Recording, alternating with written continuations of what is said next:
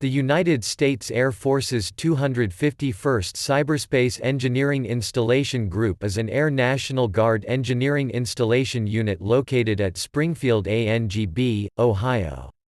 It is the oldest communications, cyber group in the USAF and was originally chartered at the 251st Mobile Communications Group.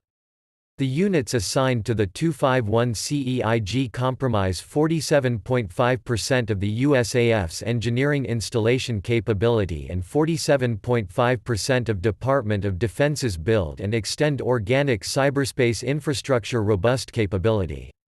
The co-located 269th Combat Communications Squadron is also assigned to the 251st and is the USAF's oldest mobile communications squadrons, rooted as the 1077th Signal Company Army Air Corps, founded in March 1942.